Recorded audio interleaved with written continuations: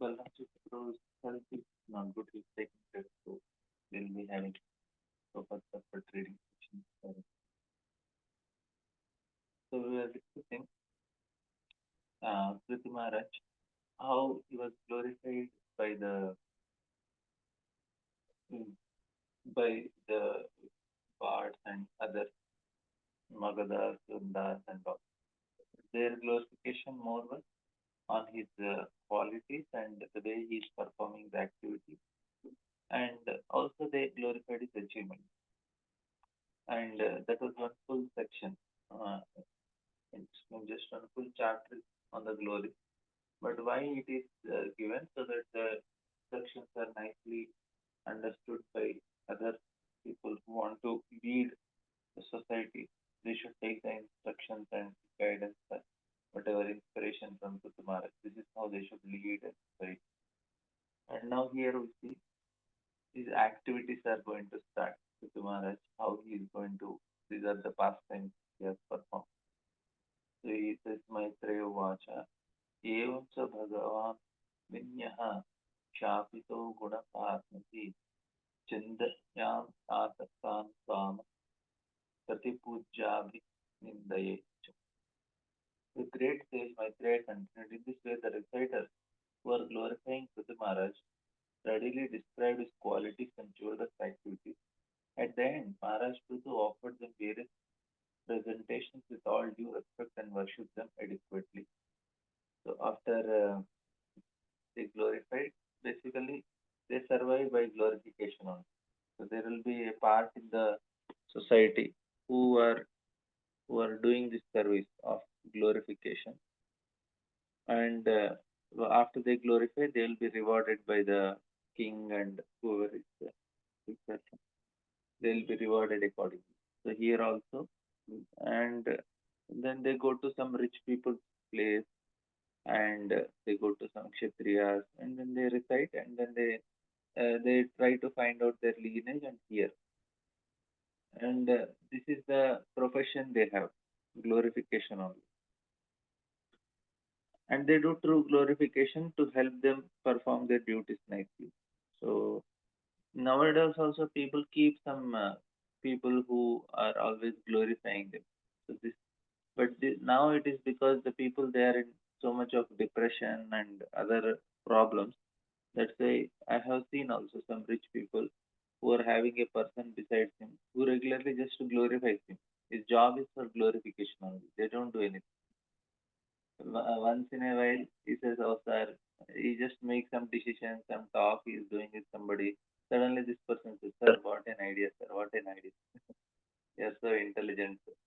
So, they keep like such people because they go into depression otherwise, and they're nicely paid for just glorification. But here, the glorification is to, uh, like when the king wakes up, there is a glorification. Here for the Lord also, we Uthaya Vishwavijaya, we say, okay, Lord, you come, you wake up, you are going to do so much for the society. And like that, kings also used to have, as soon as they are about to wake up, there will be somebody who will come and recite the glories of the king. That system is to help them increase, keep their ego properly, not in a wrong way, in a proper way. That okay, I am responsible and I should perform my responsibility properly. The whole day they are focused in their duties. That is the purpose. To be focused in their services and duties, they keep such reciters to help them. King Prithu was thus satisfied and offered all respect to all the leaders of the Brahmanas and other castes, to his servants, and to his ministers, and to the priests, citizens, general country, many people from other communities, admirers, and others, and thus they all became happy. So even the Brahmanas also they come, they glorify the king, and then they get the reward. So that is how they used to maintain some of them. They just have to come, inspire the king, and go. And it is there in every culture. We see that in West also the emperor is there, and there will be somebody who comes and appreciates the emperor. So that is needed for king at least.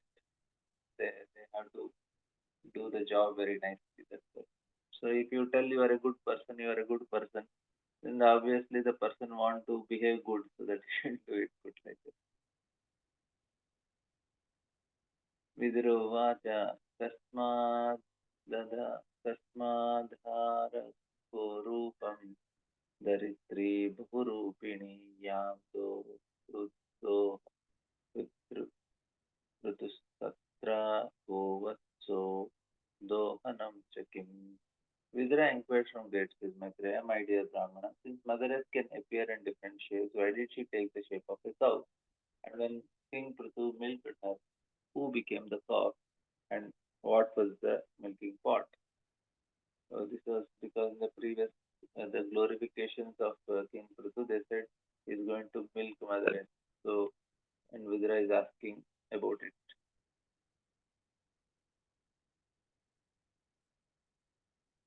प्रकृत्या विषमा देवी कृता तेना समाकथम् तस्य मेद्यम् अयं देव्या क्षयो हेतोरपाहृता अपाहरत्. The surface of the earth is by nature low in some places and high in others. How did King Prithu leave the surface of the earth and why did the king of heaven Indra steal the horse meant for the sacrifice? So these are the questions.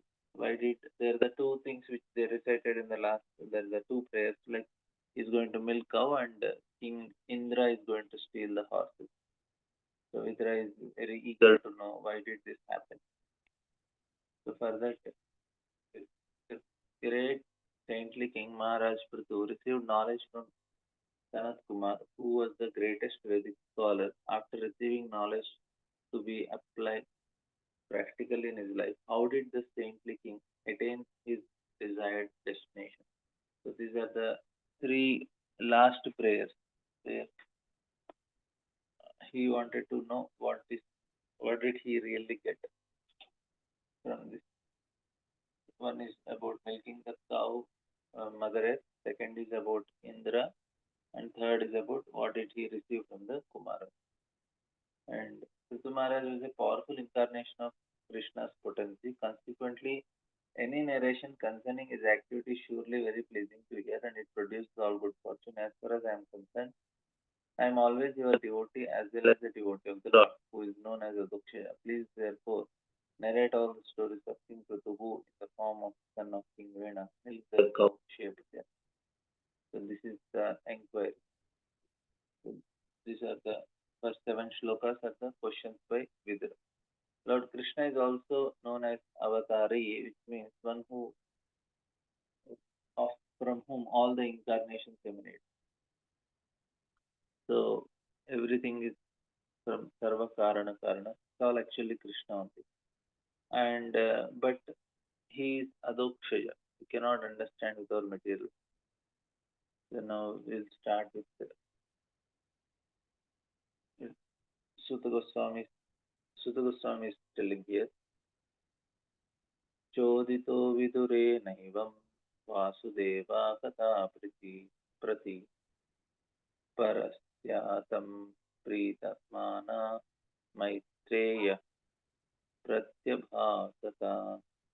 So the Goswami continued, when Vidura became inspired to hear the activities of Lord Krishna in his various incarnations, Maitreya, also being inspired and became very pleased with Vidura, began to praise him.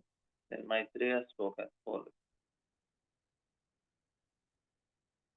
Talk of Krishna Katha, topics about Lord Krishna or his incarnation, is spiritually so inspiring that the reciter and hearer are never exhausted. That is the nature of spiritual talk. We've actually seen that one can never become satiated by hearing the conversations between Vidura and Maitreya. Both of them are devotees, and the more Vidura inquired, the more Maitreya is encouraged to speak. A symptom of spiritual talk is that no one feels tired. Thus, upon hearing the questions of Vidura, the great sage Maitreya did not feel disgust, but rather felt encouraged to speak at great length. So that is how we can develop this quality is when we should make our heart clean.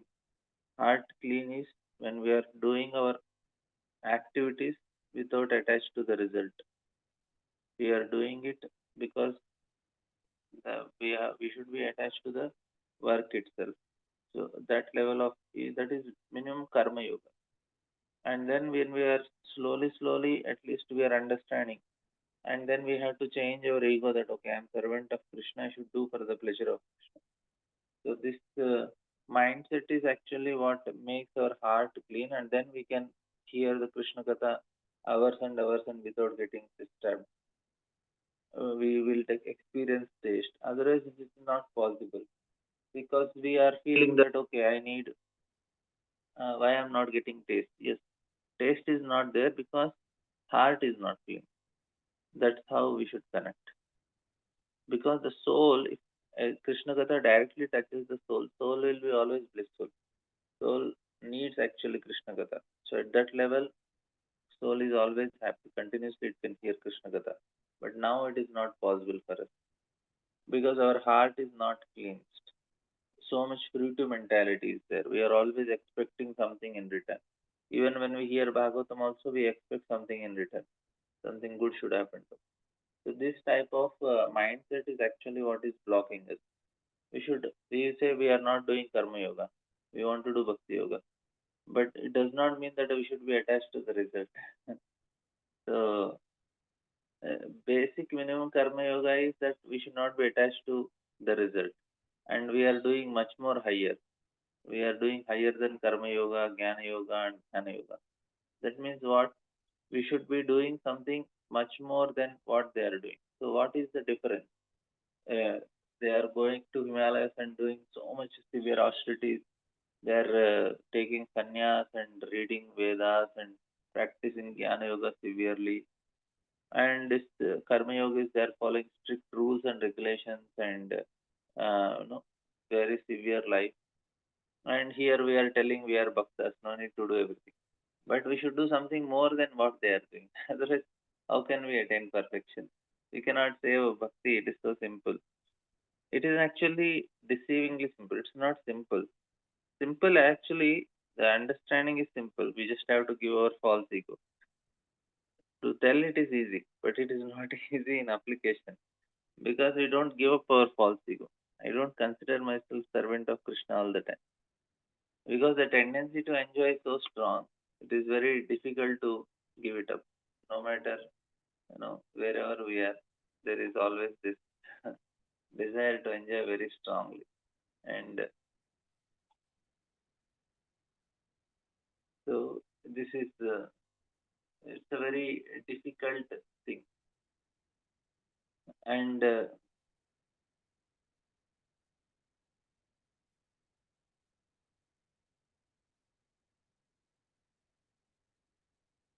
we try to invent our own path. We try to make our own things, but it won't work. We have to very sincerely work on you know uh, purifying our heart, and it is very much possible. We just have to know the truth and practice seriously. So Krishna want to help, but we should be willing to take the help from Krishna. Then only it is possible. Our this is the strongest reason is we are so much attached to material pleasure. It is not easy to give up, no matter how powerful a person may be. Mhm. Like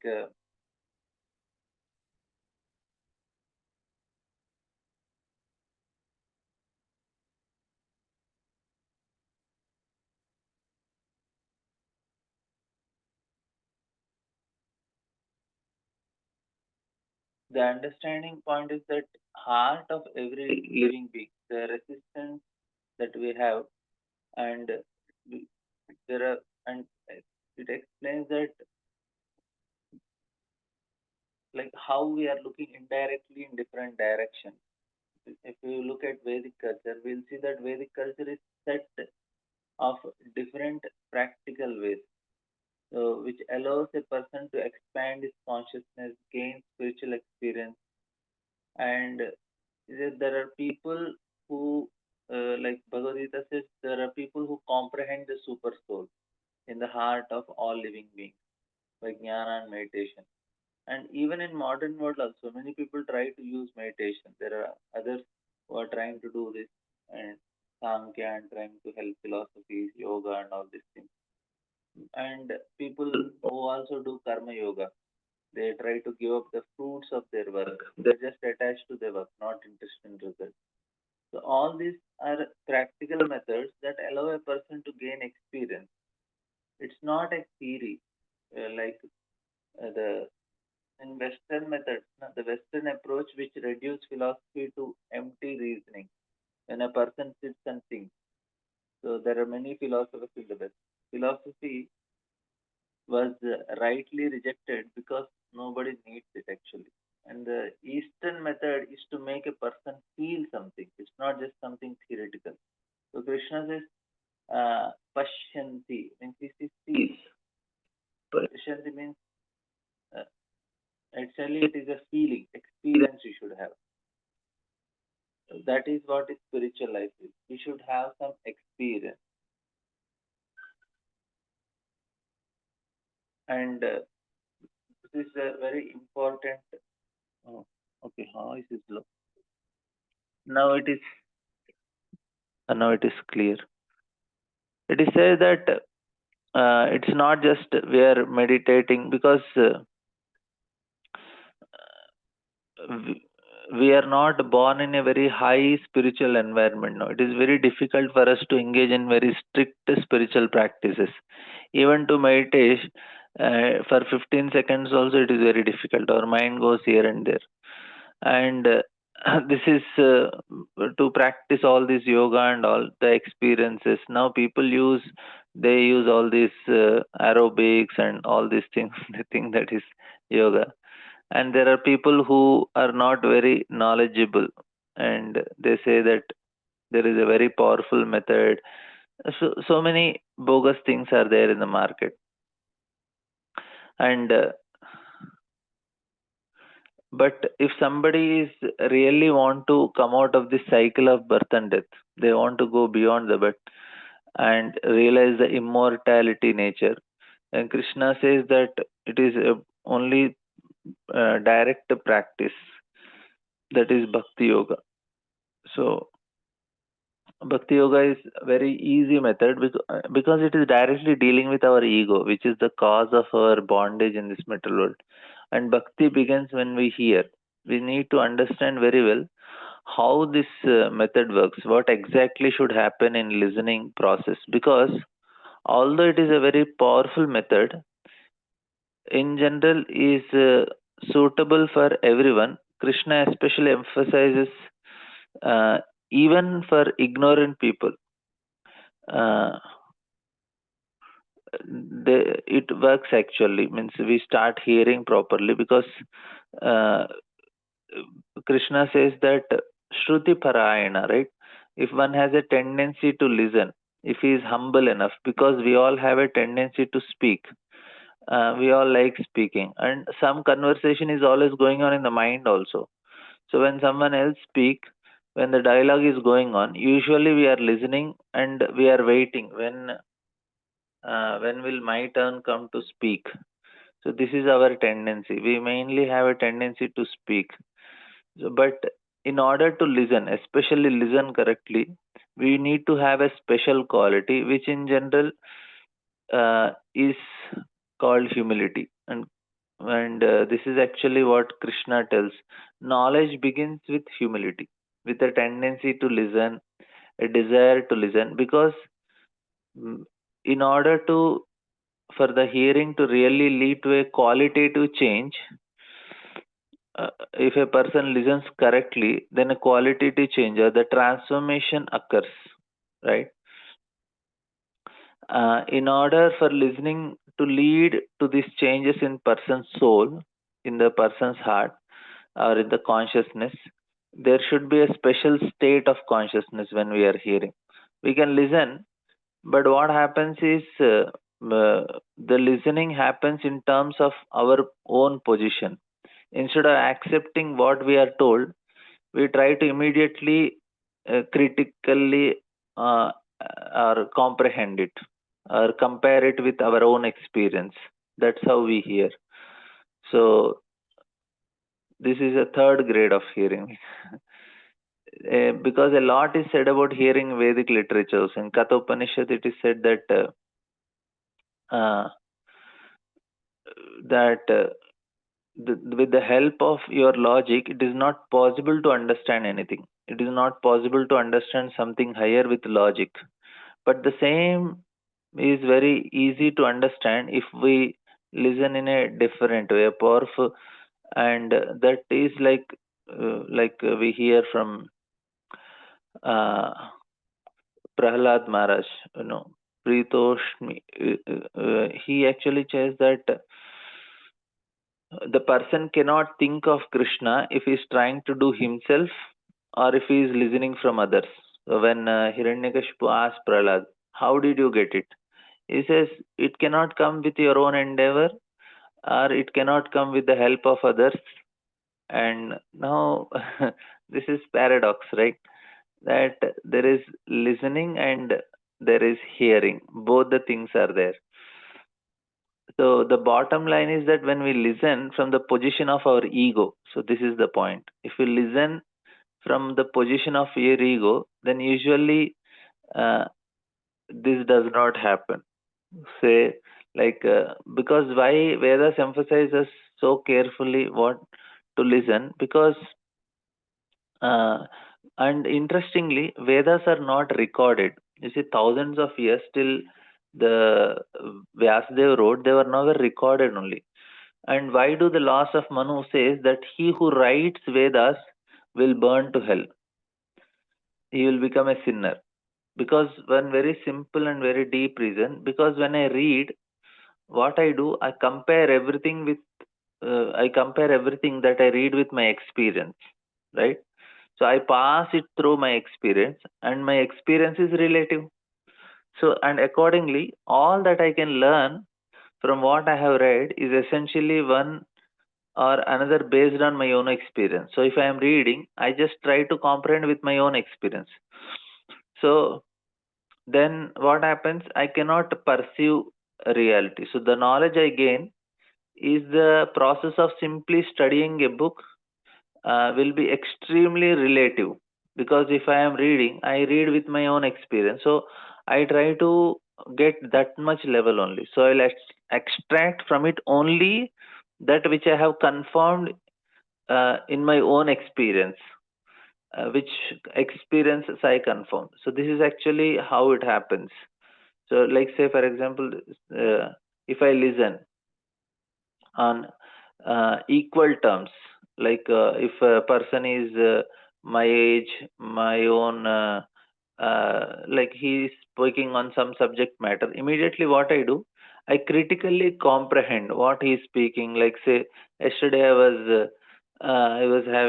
wanted to do a podcast on all this cheating. Uh, People, they say I am able to see the aura, I am able to see this what do you say, I can read your face and I can heal and all these things. Some people are bogus, so I wanted to know. So when I heard something, immediately I was critically comprehending, because I feel okay, this I don't want to listen in a submissive mood to know it. I wanted to know, I want to know what is the fault in them, or trying to comprehend what they are telling with my own experience. So we'll never get means submissively try to understand what they are doing. It is not correct also. So then what happens? Then we don't get actually of course we don't hear to them submissively. That is not, it is dangerous also. But I'm telling that I was very very critically comprehending. So then what happens if we are doing with same thing with spiritually also? Then we miss or accept only that which corresponds to my experience, and that which does not correspond to my experience, my mind rejects. So I basically listen, but I don't hear. You're understanding the difference now. So when we are listening and hearing, the difference is, when we listen, what we do, we critically comprehend something and accept only that which corresponds to our experience. That is the main difference. And which does not correspond to my experience, my mind rejects. So this is what is listening is. Uh, just I just like I read and as if I see everything, but in fact I don't see. I don't understand much because there is certain filter that does not let anything more inside. And what happens in I remain by myself. Nothing qualitative new happen in the process of such a transfer of knowledge.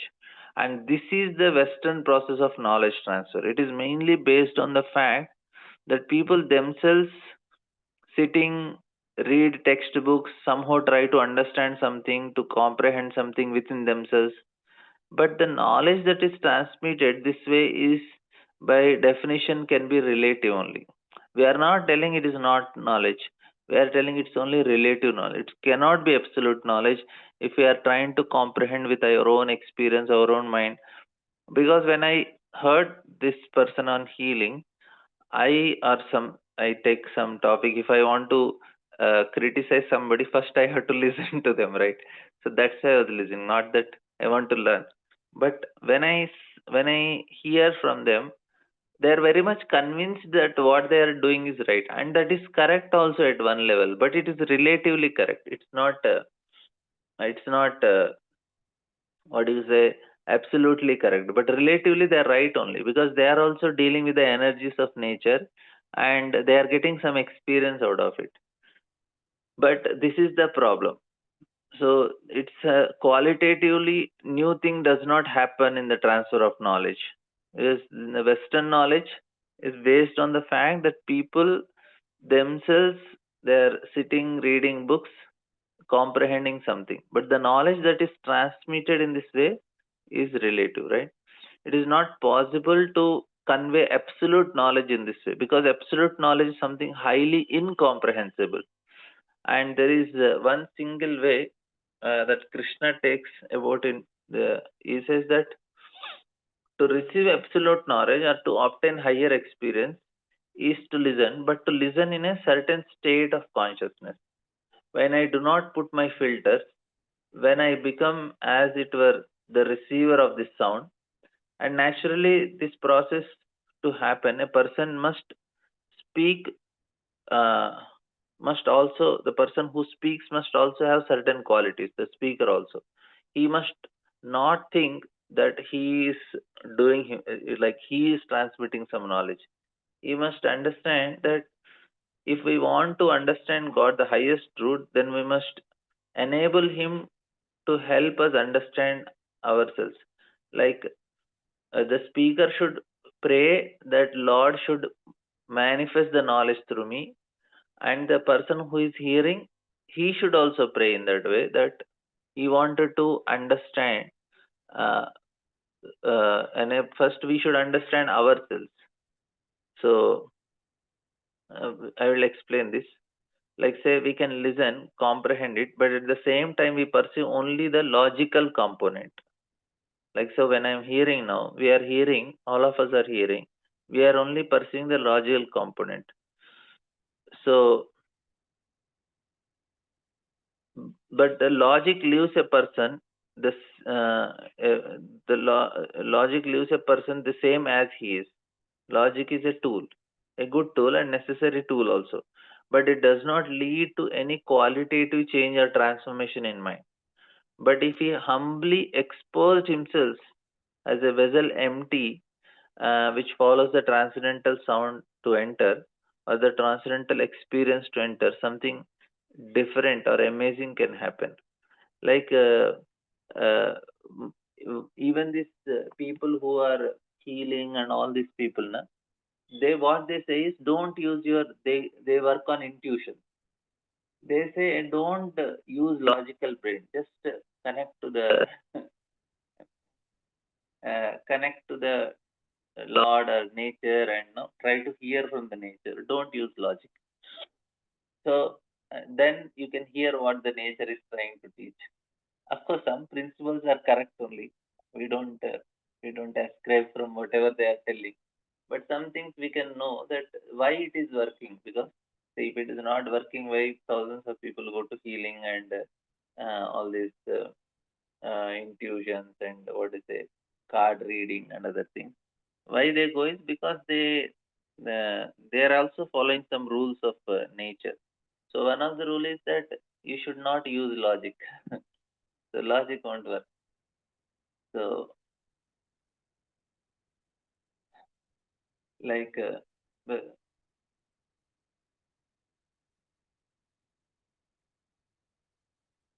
there was one small experience uh, about one lady. She was going some terrible problem.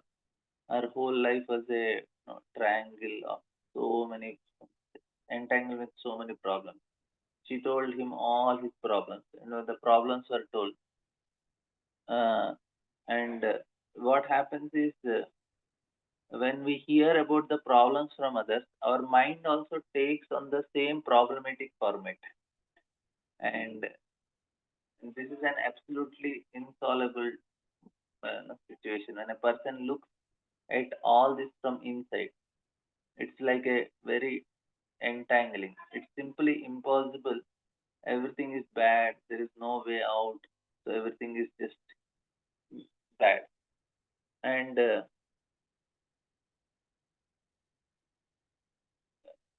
we should not get entangled like that. When we are hearing from others, we should, in general, we should be aloof from it. Then only we can help. Otherwise, we should not go into conflict.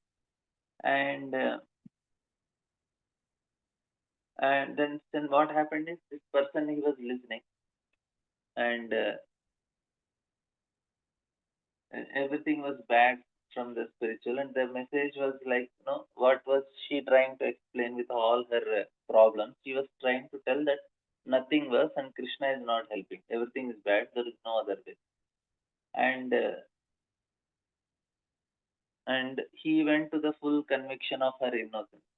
So, and he also said, yeah, there is no other way out. Everything is bad. Everything is completely confusing. Everything is uh, no. Then he explained all his best he could do to the spiritual master. And the spiritual master looked at him, at her, and said, maybe probably you are not praying to God. So he just said only one phrase to her. And he says that at that moment, immediately the listening very carefully. At that moment, what happened is everything changed.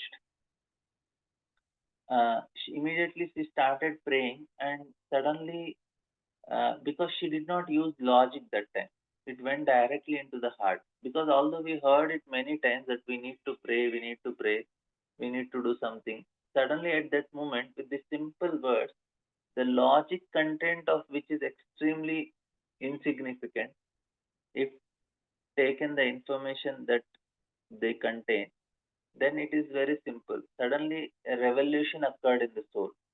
This is the whole layer was revealed to him, to her, which he did not understand before. Suddenly, it was revealed to him that, oh, if I began to pray, then all my problems will be solved. So, what I am trying to tell is the message is very simple, but logic is blocking us. So, uh, when we are talking about the solutions for the problem, what happens at that moment in our heart? We say at that moment a new world opens for us. So why did the new world open? Because we heard something, but we did not hear with the logic. We just opened our heart. So it was, he heard was not just a simple phrase, uh, because Krishna himself enters him through that sound vibration. Then we gain a real existence of real experience of Lord. So this is because it's a very simple thing, but very few people are fortunate that they can give up their logic when they are hearing and they are putting their full heart and saying, "Just let me try to understand." So And to understand God, we need to allow God to enter into ourselves.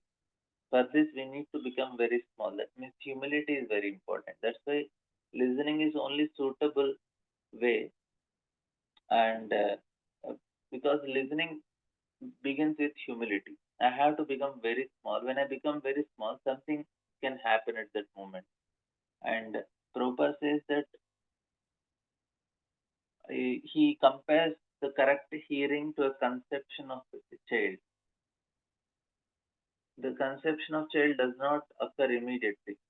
That this is rather unpredictable process. That in a sense it is a mysticism or a miracle. So there are many opportunities for a child to be conceived, but nevertheless the child does not conceive. But in order some circumstances, when the circumstances are observed, this miracle occurs and the new life arises. So, so likewise, listening in the listening process also we can listen a lot. No miracle will happen. There will be a blind shot, no, or some meeting of man and woman for conceiving a child, but without any result. Nothing absolutely will happen simply because uh, in order for a child to conceive, man must have the strength and ability, and woman must have must be fruitful or fertile, right? So just as listening process also, the person who speaks must have some kind of experience, and the person who listens, he must also listen correctly. And that means as if to accept what is given to him in a very humble mood. At that moment only the miracle can happen. At that moment, we give up our logical level and directly experience the conception can occur. About this, so and experience will be transferred, and this is the only way to transfer experience. We need to come to a point of experience, and this experience can lead beyond the limits of our condition existence also, right? Which will lead us beyond the limit of logic of material existence. We are always using our logical brain, the left brain. The world in which we live is very logical, and the depth with which we all meet is also extremely logical. And this is the logical result of all our efforts. For what is that effort? To become God ourselves. That's why we are using all this logic to become God. But when a person listens and try to get exactly the transcendental sound vibration in everything, then at some point he suddenly goes beyond the limit of logic and finds it's in another world and acquires a different experience. And uh, we may have some experience, like suddenly when we listen to Hare Krishna Maha Mantra, we feel something beyond. There's no logic in chanting. We just chant and we feel something which is beyond logic. We say Hare Krishna, Krishna Krishna, Hare Hare, Hare Ram, Ram Ram, Hare Hare. You know, yeah, when we chant, what is Hare, what is Ram? No, why not something else? Why not? Why only Krishna and Rama? So, because this sound takes us somewhere which is beyond our own limit, which is beyond this world, or we experience something incredible.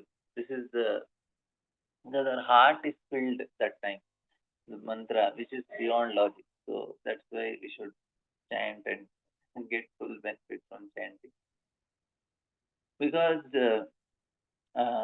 what happens is we are taken beyond our limited being. The world expands incredibly, and we began to feel that there is some kind of avas that we did not know before, and our heart is filled with something. We chant. So,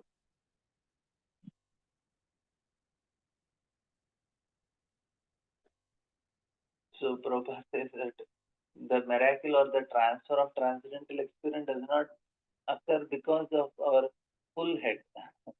Prabhupada says that the milk can be poured into a glass, but only on one condition: the glass is empty. If there is already filled, no matter how much we pour, it will remain. It cannot be filled like this.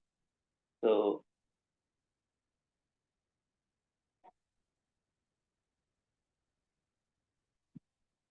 And we know there are four categories of listeners and all. So this is something which we need to understand. Okay, we come back to our the talk on Krishna Katha, the topics of Krishna. Why I just took this point because I wanted to make how it is important that how we listen. So yeah, Shiv Kumar who has something to share here, that how do we then understand that faith has has to be substantiated by pratyaksha praman of personal experience, otherwise we will lose faith on some point. Yeah, by direct perception, logical deduction, spiritual testimony, and personal realization, one should know that this world has a beginning and end, and so on, is not ultimately reality. Thus, one should live in this world without attachment. See, logic, for some extent, it is needed, but after that, it does not work. It should be the heart that starts working. Why did Krishna give two parts in the brain, one logical brain, one emotional brain? Why he gave like that? Because logic is also needed, but emotion is also needed. So, with one thing, we cannot make progress. Logic helps to some extent, but after that, it is emotion. That is actually. Um, Voice is low. I'm sorry. Now it is clear. I'm speaking. I don't know why it is low. So, uh, this is actually what we should know, that logic don't help after some time.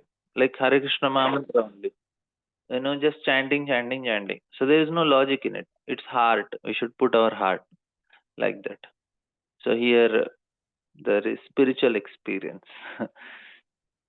And that's a talk of Krishna Katha. Topics about Lord Krishna or his incarnation spiritually so inspiring that the reciter and hearer are never exhausted. That's what Prabhupada is telling. And now here onwards, Maitreya answers. The great sage Maitreya concluded, my dear Vidura, at the time King Prithu was enthroned by great sages and Brahmanas and declared to be the protector of citizens. There was a scarcity of food grains. The citizens actually became skinny due to starvation. Therefore, they came before the king and informed him of their real situation. So, as soon as King Prithu took the charge, the crisis started. So, the crisis. This is actually this is what is material world, the nature of material world.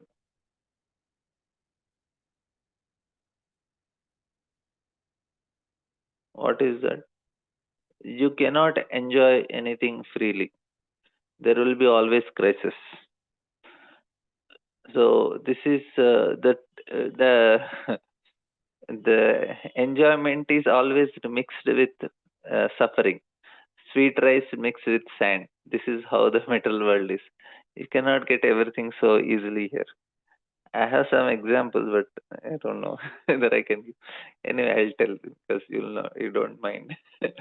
So when recently there was a stampede, and no, in Bangalore, some 10, 11 people died, and now the cricket team that won, now should they be happy that we got the cup, or they should be sad that because of us 11 people died?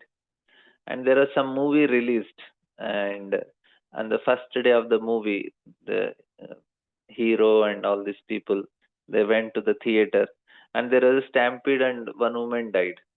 Now, should they be happy that their movie was released and it became a success, or they should be? And he was kept in prison for one day, the hero of that movie. Now he should be sad that he is in prison for one day. That means he want to enjoy the success, and he worked very hard to make that movie, and he got that success.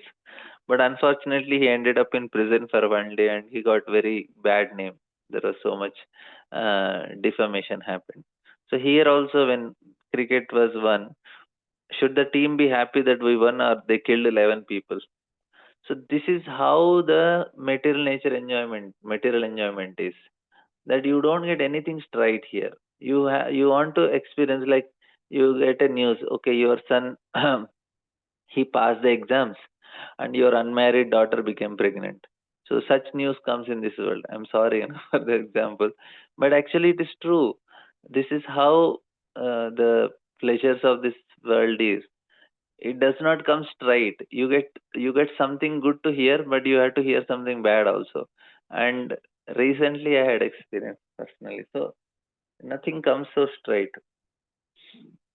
For us, it is when we are in ashram, it is quite easy. We don't deal much. But for outside, it is very difficult. Who are especially who are not devotees, it is much more tough. For devotees, at least the intelligence is given by Krishna to protect.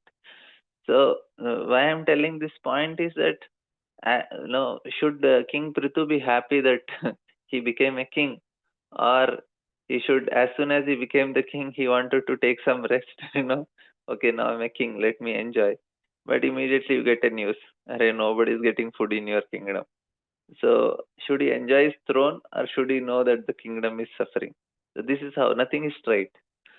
So information is given herein concerning the section of uh, selection of the king by the Brahmanas. According to the Varnashram system, Brahmanas are considered to be the head of the society and therefore to be situated in the topmost social position. The Varnashram Dharma, the institute of four Varnashram Ashrama, is very scientifically designed as stated in Bhagavad Gita. In this narration, it is clearly indicated that Brahmanas used to control the royal power. When an evil king like Vena ruled, Brahmanas would kill him through their Brahmanical powers and would select a proper ruler by testing his qualification. In other words, the Brahmanas, uh, the intelligent men or great sages, would control the monarchical power. Here we have an indication of how the Brahmanas elected King Prithu to the throne as the protector of the citizens. The citizens, being skinny due to hunger, approached the king and informed him that necessary action should be taken. The structure of Varnashram Dharma was so nice that the Brahmanas would guide the head of the state. The head of the state would then give protection to the citizens. The Kshatriyas would take the charge of protecting the people in general, and under the protection of this, the Kshatriyas, the Vaishyas would protect the cows, produce grain. So, Prabhupada is giving this systematic order here. And the next shloka is, says that, Dear king, just as a tree with a fire burning in hollow of a trunk gradually dries up, we are drying up due to fire of hunger in our stomach. Can you imagine how much severe the problem is that they are becoming skinny only? You are the protector of the surrendered souls and you have been appointed to give employment to us. Therefore, we have all come to you for protection. You have not only a king, but the incarnation of God. Indeed, you are the king of all kings. You can give us all kinds of occupational engagement, for you are the master of our livelihood. Therefore, O king, please arrange to satisfy our hunger by proper distribution of grains. Please take care of us. Let us soon uh, uh, die for want of food. So now it is a duty to for the king to give protection. See, two types of protection. First protection, what they are asking? They are asking that you give us proper food. But another protection they are asking, no, give our livelihood. You are the master of our livelihood. Give us all kinds of occupational engagements. This is very much needed. So we are discussing protection means for body and mind and soul. So for body is food, right? Food and clothes and shelter and other things. Mind is what? Proper occupation. Proper occupation is needed. And for soul is spiritual practices.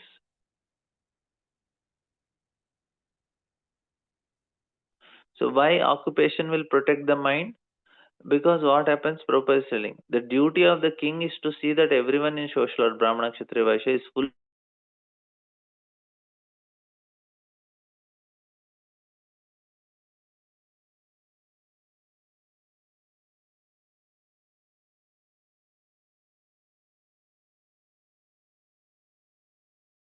people are allowed to perform their duty, they are still unemployed. Although they are not lazy, still they could not produce sufficient food to satisfy hunger. When the people are perplexed in this way, they should approach the head of the government, and the president or king should take immediate action to mitigate the distress of people. So here it is very clearly indicated that how uh, the king should give protection. So how the mind is protected? Mind is protected when we are getting proper engagement, and then mind is satisfied, and then heart is also satisfied because I am doing what I can do. I am able to contribute something to the society. Otherwise, I don't contribute anything. The mind is disturbed. It does not know what to do only. And most of the time, this is the problem. I'll just share this.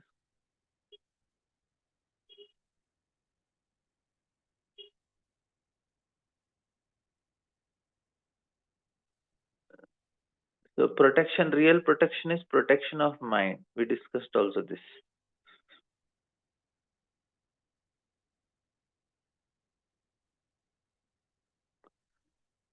After hearing this lamentation and seeing the pitiable condition of the citizens, King Prithu contemplated this matter for a long time to see if he could find out the underlying causes. So he's just not going with it superficially. He's trying to go for the root of the problem. Root of the problem, right? And then he comes to this conclusions.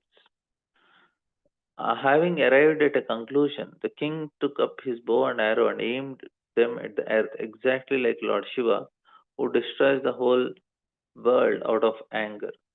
So here, actually, we understand that earth has an ability to give grains and not to give grains. She can hold it. That is the power of earth. It is not that because of fertilizers and all these artificial means we can produce grains. No matter how much you use, if Mother Earth does decide not to give, we cannot take only anything. So the king Prithu found out the cause of for the scarcity of food grains.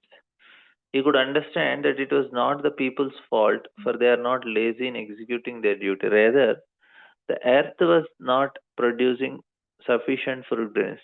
This indicates that the earth can produce sufficiently. So if see, this indicates that the earth can produce sufficiently if everything is properly arranged. But sometimes the earth can refuse to produce food grains for various reasons. The theory that there is a scarcity of food grains due to an increase of population is not a very sound theory. You see, it is population growth cannot, it's not a problem only.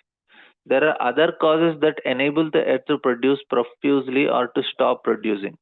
King Prithu found out the proper cause and took the necessary steps immediately. So the reason for not coming is if somebody is following dharma. Even in America, the country was became very prosperous because they started with the slogan "In God We Trust."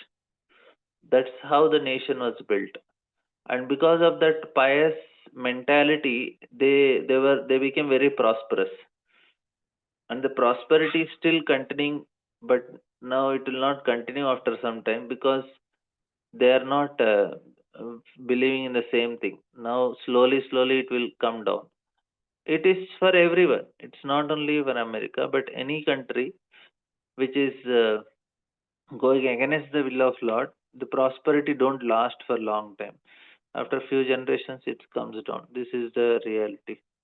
And any civilization that came up and down, the main reason is this: is when the materialism became prominent.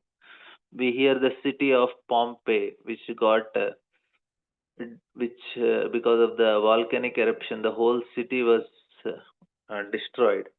So the reason they give Pompeii is people became very materialistic and sinful. That's why they got destroyed. It is not any Vedic story. It's the no. very ancient history.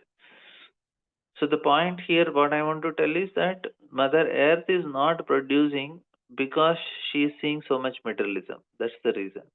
So King Prithu understood that Mother Earth is not giving, but he did not go for why she is not giving. So that she will tell later. But he understood, yes, the cause for the reason he did not tell, but Earth is the cause. That much he came.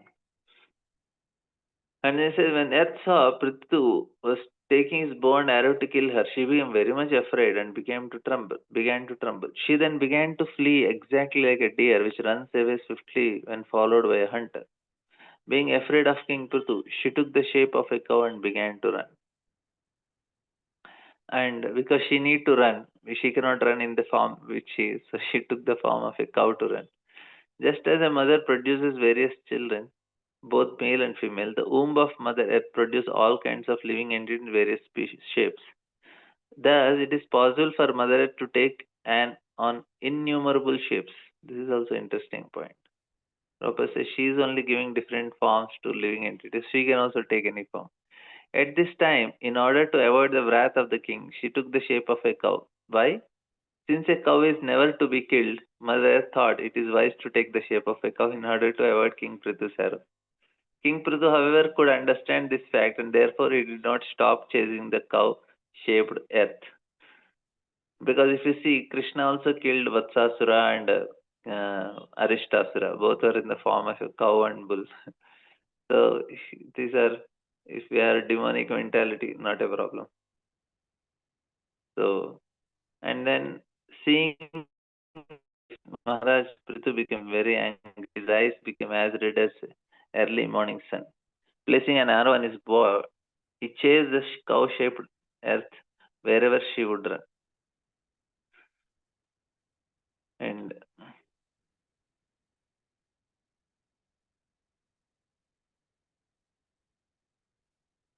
the cow-shaped earth ran here and there in outer space between the heavenly planets and earth. Wherever she ran, the king chased her with his bow and arrow. So it was a simple thing for him. Because he is also having that mystical power to go. If you remember the glorification that was given to Prithu Maharaj, what all his abilities, one of these abilities, he can just travel wherever he wants. Just a man cannot escape the cruel hands of death. The cow-shaped earth could not escape the hands of the son of Vena. At length, the earth, fearful, her heart aggrieved, turned back in helplessness. When she understood that I cannot go anywhere, then she just thought, let me surrender to him. I want to check what exactly he wants. And addressing the great opulent King Prithu as the knower of religious principles and shelter of the surrendered, she said, please save me. You are the protector of all living entities. Now you are situated as the king of this planet. And Prabhupada is writing, the cow-shaped earth addressed King Prithu as Dharmagya, which refers to one who knows the principles of religion. The principles of religion dictate that woman, a cow, a child, a Brahman, and old man must be given all protection by the king or anyone else. This is also very important. We'll discuss this point. Why there should be consequently Mother Earth took the shape of a cow. She was also a woman. Thus she appealed to king as one who knows the principles of religion. Religious principles are so dictate also dictate that one is not allowed not to be killed if he surrenders. She reminded king that not only she is an incarnation of he is an incarnation of, but he was situated a king on the earth as well. Therefore, the duty was to excuse her. There are three reasons for not killing. So first is, so she gives three reasons for not killing and two reasons for him to perform. So three reasons. First she says, I am a woman. Second is cow. Third is I am surrendered. And then two reasons for him not to kill. First is your incarnation. Second, you are king. give protection. So this is what the logic of Mother Earth. And she gives further more logics. She says the cow-shaped earth continued to appeal to the king. I am very poor and have not committed any sinful activities. So this is another reason. I do not know why you want to kill me. Since you are supposed to be knower of all religious principles, why are you so envious of me and why are you so anxious to kill a woman? So this is a reason if people are killing, they are envious. So here she says, I am poor,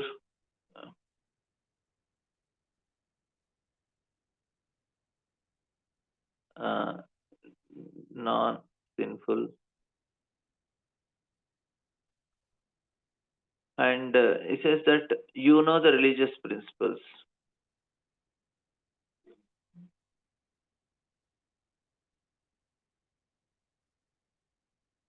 and why you are so envious of me, so and anxious to kill him. And Prabhupada says the earth appealed to king in two ways. A king who knows religious principles cannot kill anyone who has not committed sinful activities. Apart from this, a woman is not to be killed, even if she does commit some sinful activities. Since the earth was innocent and was also a woman, the king should not kill her. So, children, women, old people, brahmanas, uh, especially brahmanas, children, women, they should not be killed. Cows could not be killed because they are innocent. They should be given protection. But if even if they do some sinful activity, also they are not killed because uh, it is not good for the society to kill women and brahmanas and cows. The tears from their eyes is a cause of destruction for the whole society. That's now why the society is getting destroyed because women are crying, children are crying, cows are crying. These are all cry. The tears. Bhishmadev says actually the tears from the eyes of these five people is a curse for the society, and we can see how much it is happening nowadays. The exploitation is going. No, we cannot even imagine. Also, even if a woman does commit some sinful activities, no one should place his hand on her. And what to speak of you, dear king, who are so merciful? You are a protector and you are affectionate to the poor.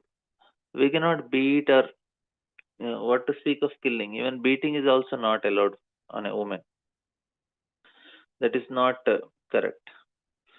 Uh, it is very because they don't have see whom we should beat. That person should also have power, and he should able to resist. And then there should be fight or beating or anything. If they cannot, they are innocent. They are helpless. You beat them. It's such a very sinful thing.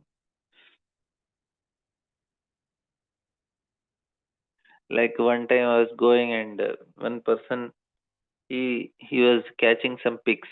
They kill and eat pigs, and then there are few pigs, and he ran and he caught one pig. Yes, some they have some methods, and other pigs they ran away. They were from a distance. They are looking at this person who is taking away this pig, who is their companion. All other pigs they are all staying together, and he's shouting very piteously, very piteously. I felt so bad. When other pigs were looking at him, I felt more. I saw their eyes also. They are looking at him and said, I felt, what did I do to you? Why are you doing this to me? That's what I felt in their eyes. We are just living our life. We are not doing anything wrong to you. We are not disturbing you anything. Why are you doing this to me? So I felt they're innocent. They cannot speak. If they want to speak, they'll speak this only first thing. What did we do to you? We are just eating. And they don't even eat the food which we are taking. They eat which we give up. They take all the filthy things. They clean up the society. They clean up your dirty things. They don't even take the regular food. They are not even competitors for our food.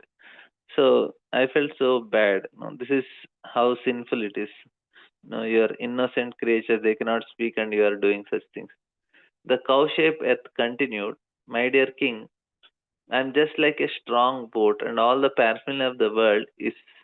standing upon me. If you break me to pieces, how can you protect yourself and your subjects from drowning?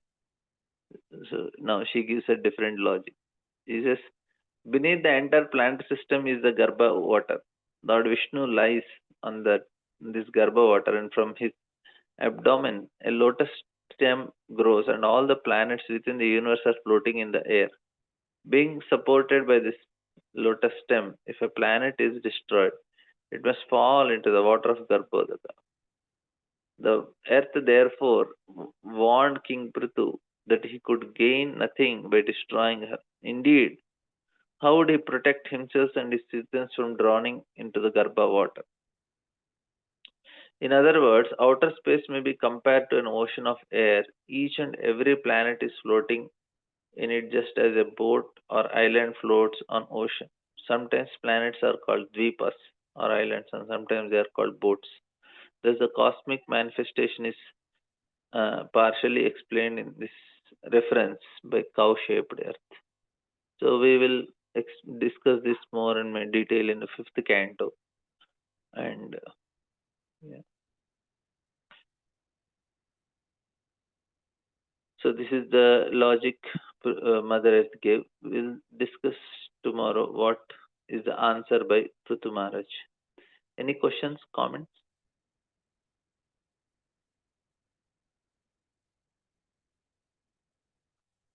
Okay, thank you all very much. Srimad Bhagavatam ki jai, Srila Prabhupada. Hare